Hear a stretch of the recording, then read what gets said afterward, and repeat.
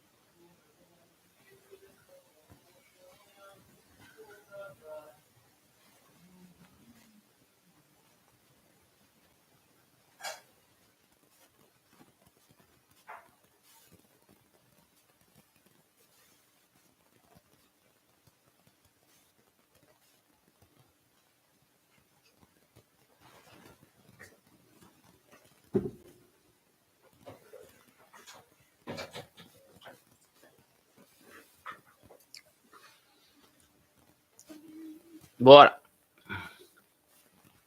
Chegou, Fábio Zidio? Chegou. Então vamos lá, Fábio Zidio. Eu vou clicar no link que você mandou para mim.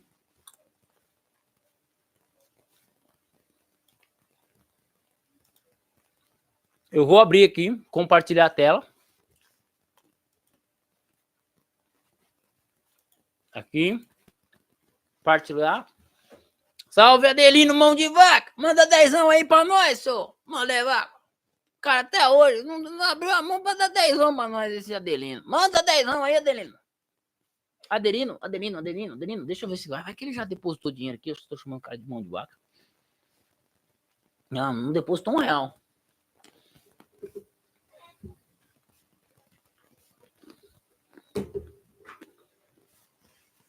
Mão de vaca! Salve, Adelino. Você sabe que é zoeira, né?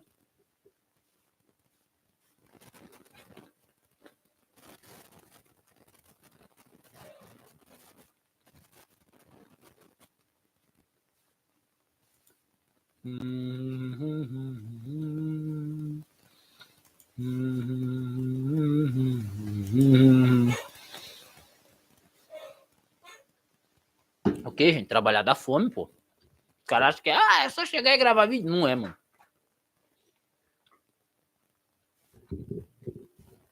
Um parceiro falou assim, vamos, faz live, eu quero live. Eu falei, velho, não dá, cara, tô cansado. Pobreza, pobre é o diabo, rapaz. É, pobre é o diabo, ó. Por Nossa Senhora White.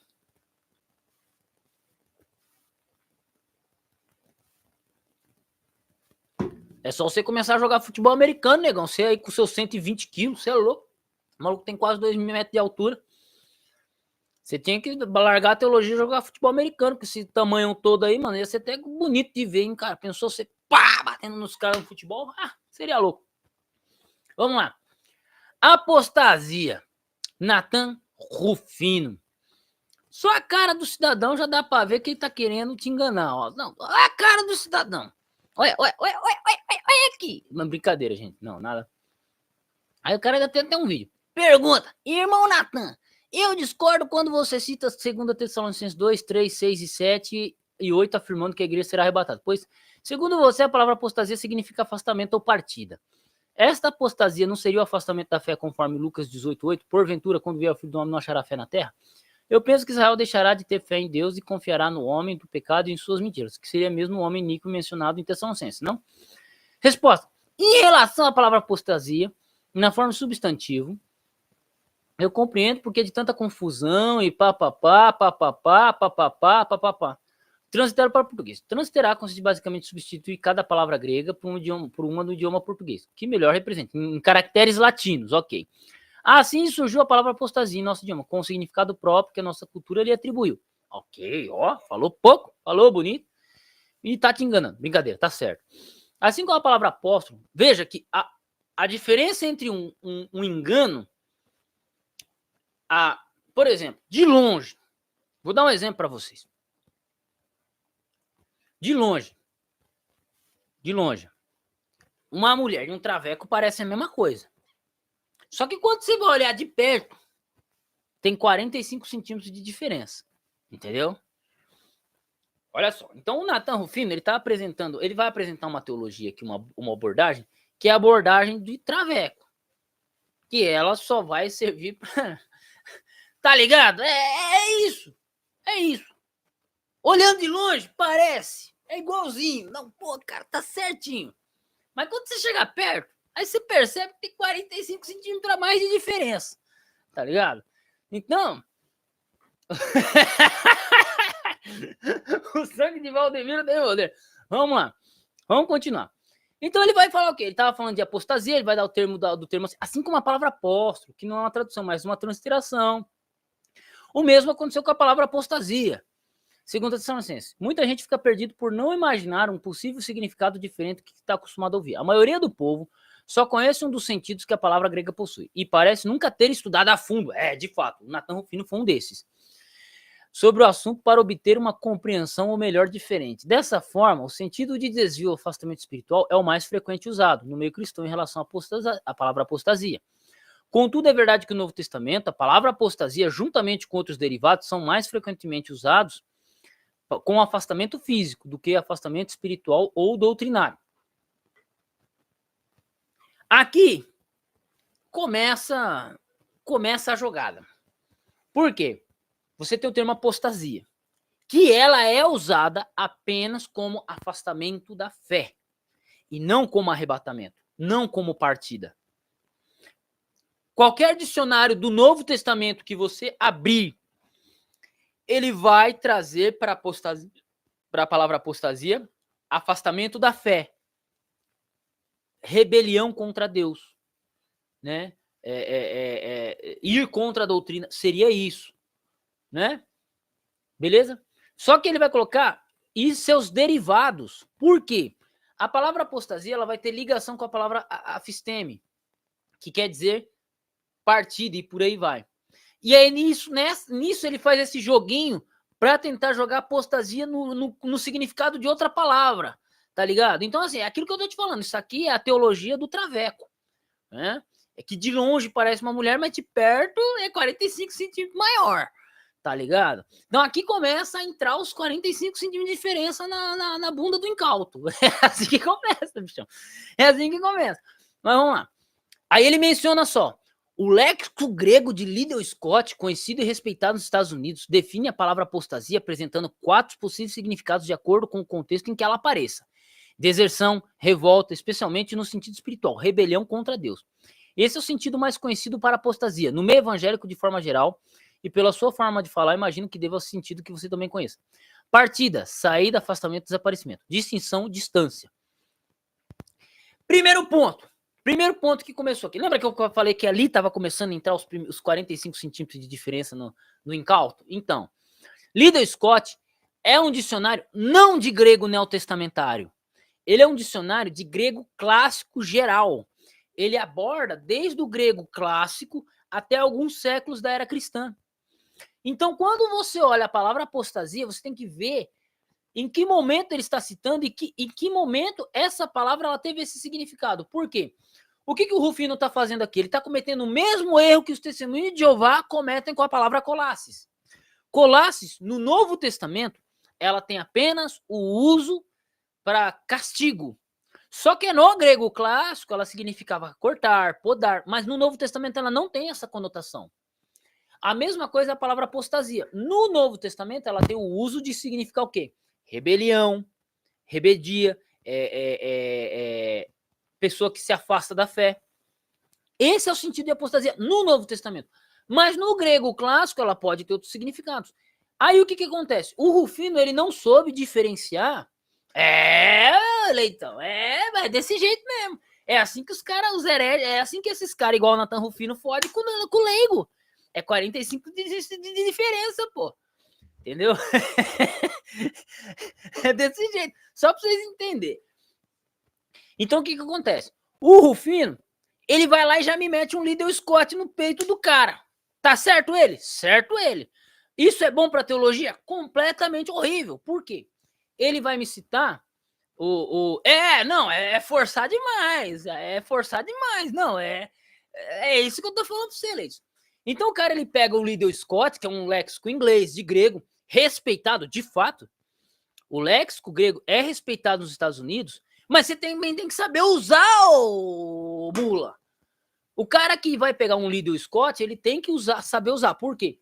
Porque ele se refere a tanto o grego clássico quanto ao grego koiné posterior à era cristã. É a mesma coisa que eu pegar um Anatola Bailey, que é um léxico em francês, que é de grego clássico, e eu pegar uma palavra que aparece lá e achar que o significado que está lá é aplicado no Novo Testamento. Não. Eu tenho que entender quando que essa palavra tinha esse significado. Por isso que existe léxicos especialistas em Novo Testamento, léxicos especialistas em Septuaginta, léxicos de grego clássico, tá? Por isso que existe um léxico específico para cada coisa. Por quê? Existe um negócio chamado, dentro do estudo da linguística, que é sincronia e diacronia. Isso o Nathan Rufino não ensina para você, entendeu? Ele só vai enfiando o negócio, mas ele não ensina para você, tá? Então o que acontece? O que é sincronia? É o estudo de uma palavra dentro de um contexto. Por exemplo, eu vou explicar aqui. Fernando Saucir. Deixa eu explicar para vocês aqui. O próprio termo Colosses, dentro do uso do Novo Testamento, ele tem o significado de castigo apenas, e não de decepamento. Então, isso que eu estou acabando de fazer se chama estudo diacrônico, sincrônico, que é dentro do próprio texto, dentro do próprio contexto. Quando a gente vai para um estudo diacrônico, que é o que a gente tem que saber quando vai usar o Liddell Scott, diacrônico é o significado da palavra através do tempo. Não é porque a palavra no passado ela significou uma coisa que no presente ela signifique agora. Vou dar um exemplo de estudo diacrônico de uma palavra. A palavra solteira. Hoje, o que é uma mulher solteira? Uma mulher que não é casada. Fechou? Perfeito. Tamo junto. Tá? Mulher solteira é uma mulher não casada. Só que, nos tempos de João Ferreira de Almeida, em 1680, Raabe era Raabe a solteira, que é o quê? Raabe a prostituta. Então, solteira, 400 anos atrás, significava prostituta. Ok? Ok. Hoje, solteira significa prostituta? Não. Ah, não, mas se você chamar uma mulher de solteira hoje, você está chamando ela de prostituta. É isso que o Rufino está fazendo. Ele está falando assim, que a palavra apostasia, ela significa partida, arrebatamento, com base num significado que ela teve 400 anos atrás. Então, o que ele chamou? Então, o que ele está cometendo? Um erro de anacronismo. Ele não sabe o que é diacronia, ele não sabe estudar uma palavra diacronicamente. O problema é que, nesse artigo do Rufino, ele defende uma doutrina e não o texto. Então, por ele defender uma doutrina, ele vai usar de tudo que for possível para torcer o significado de uma palavra para dizer que ele tem razão. Que é o que ele faz com o Liddell Scott. Entendeu? É isso que ele está fazendo com o léxico do Liddell Scott. Cadê que ele mencionou o Edward Robson, um domínio semântico, um Frederick Dunker, um dicionário internacional de teologia do Novo Testamento? Cadê que o cara cita? Ele não vai citar. Ele vai citar o quê? Um dicionário de grego clássico. Descontextualizadamente. Para quê? Para enfiar os 45 centímetros de heresia na bunda do incauto. Tá ligado? Aí você vai ter um monte de gente que vai comprar a ideia dele. Por quê? Por falta de conhecimento. Entendeu? Então é por isso que eu falei. Isso aqui é a teologia do travecão. Entendeu? Exatamente, Rottweiler. Exatamente. O cara tropeça na hermenêutica básica. O cara tropeça na hermenêutica básica. Entendeu? E eu não tô nem falando assim, gente, a minha intenção não é ofender o Nathan Rufino. Veja, vocês estão ligados que esse é meu jeito de ser, de apresentar aqui. Tá? Você sabe? Mas para deixar mais animado o negócio.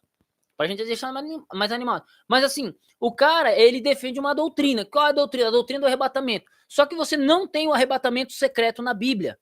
É tão secreto que não tem na Bíblia. Só que eles precisam achar um texto para poder ter argumentação. Só que quando eles vão usar um texto que eles dizem, eles têm que torcer dicionário, eles têm que torcer o contexto, eles têm que torcer um monte de coisa.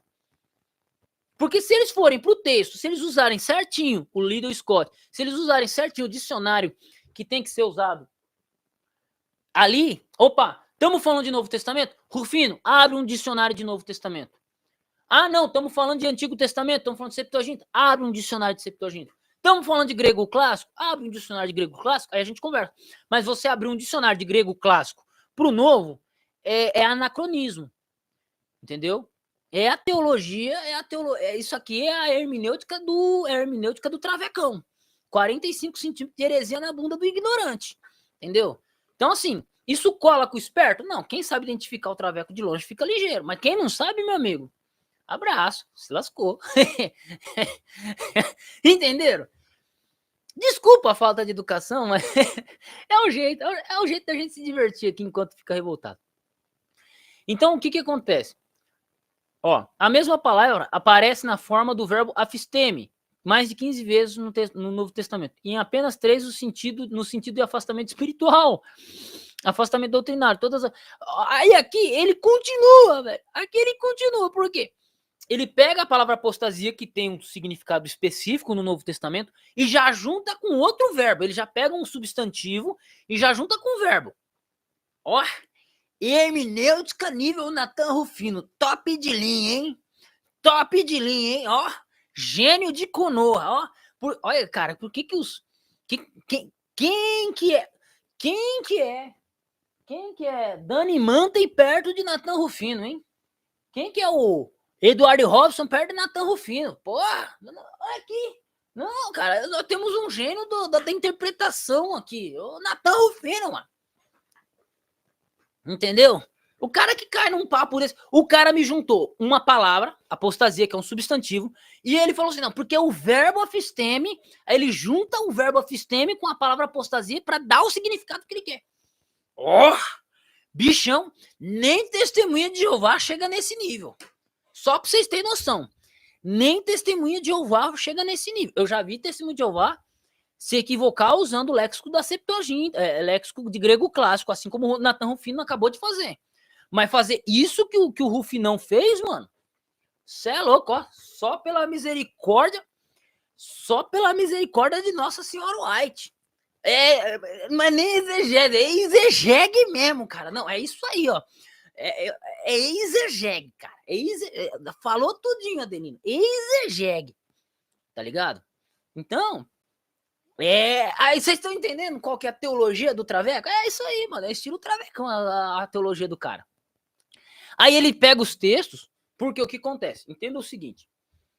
Quando ele coloca os textos, ele coloca toda essa fala aqui, ele tá tentando convencer quem não entende porcaria nenhuma. Eu ia usar uma outra palavra, mas ele tenta convencer quem não entende nada de interpretação. Ele não entende nada de grego.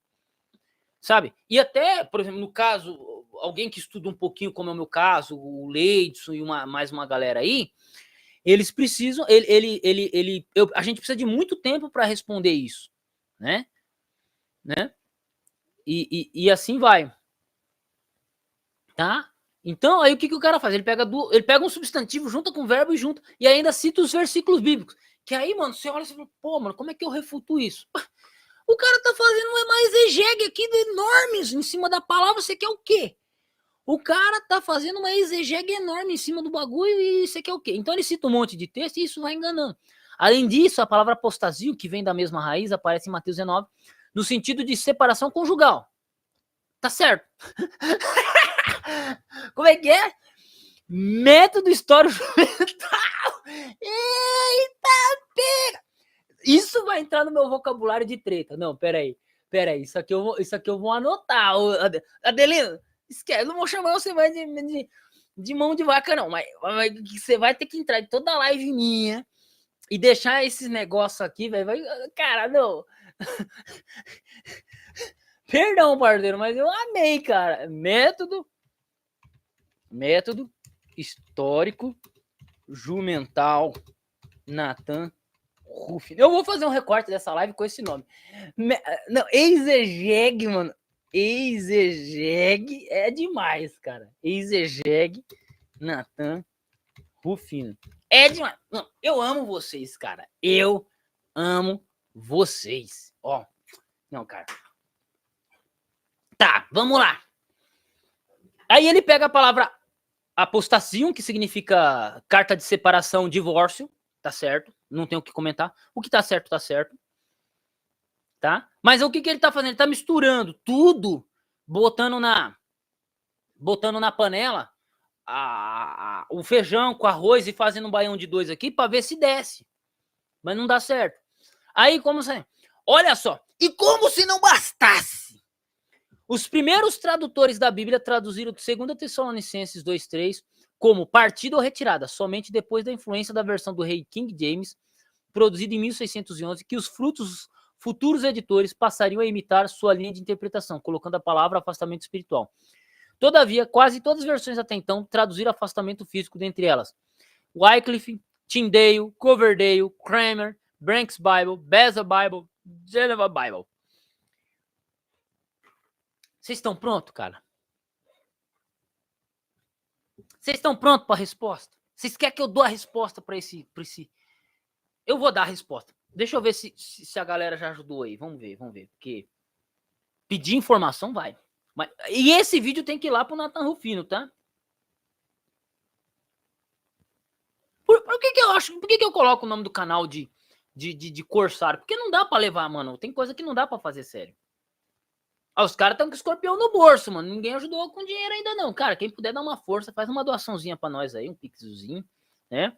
Eu sei que vocês ganham aí 8 mil reais por mês. Tem uns aí que ganham 8 mil reais por mês.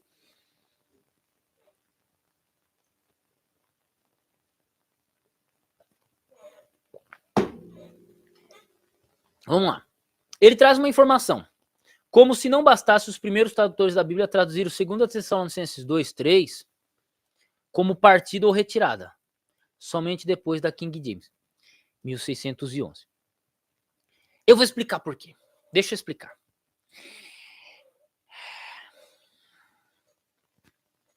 Vamos lá. Calma, vamos respirar. Que isso aqui eu vou precisar ser educado. Não, o Leidson ganha 10 mil, cara. Isso aí, 8 mil era o ano passado. Agora, com aumento salarial, é 10 mil. O Leidson ganha. Simples. A tradução de John Wycliffe, ela vem do latim. E ela é bem na Idade Média. O que acontece? Essas traduções que nós estamos vendo aqui, por que elas trazem por partida? Porque a lexicografia da época deles não era das melhores. Nossa, como assim, professor Adolfo? A lexicografia deles não era melhor? E como você prova isso? Se a gente olhar, o Wycliffe ele escreve em plena Idade Média. Você acha que ele tinha os melhores dicionários? Os dicionários até então produzidos traziam a definição mais exata? Não. Aí você tem o William Tyndale, que é um dos primeiros tradutores, só que ele traduziu a Bíblia dele sozinho. E que tipo de conteúdo ele tinha? O mesmo que John Wycliffe tinha praticamente. Então o que acontece? As primeiras Bíblias traduzirem por partida ou retirada não quer dizer nada, porque era a lexicografia da época. Eles tinham um limite, eles não tinham léxicos bem definidos. Os grandes léxicos mesmo só vão surgir a partir de 1850. Qual é um deles? Olha aqui, ó. Um dos grandes léxicos que vão surgir, ó, esse aqui é de 1822. Isso aqui, ó, ele foi editado, a última edição dele foi em 1850. Aí depois ele foi traduzido para o Brasil, para a língua portuguesa pela CPAD. Esse aqui é um dos primeiros grandes léxicos da primeira metade de 1800. Né, 1822, depois 1850. Então, veja que a gente só foi começar a ter um léxico decente, com catalogação de palavras, tudo bonitinho, em 1850, velho. Antes disso, você tinha alguma coisa que era a tradução do latim. Grego-latim, e era geralmente coisa fina. Eu não tenho conhecimento de nenhum léxico que seja monstrão que era da Idade Média. Entendeu? Todos os léxicos de hebraico, de grego, de latim, eles eram pequenos e bem limitados. Então, o que acontece? Essa questão lexicográfica, ela se reproduz na tradução. Ela se reproduz na tradução.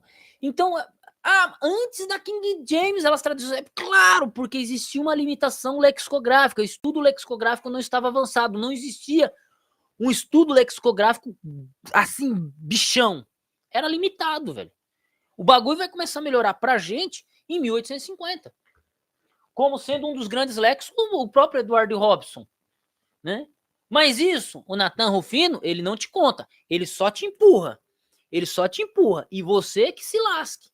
Por quê? Porque vai passar vergonha na cara dos outros. Então é isso.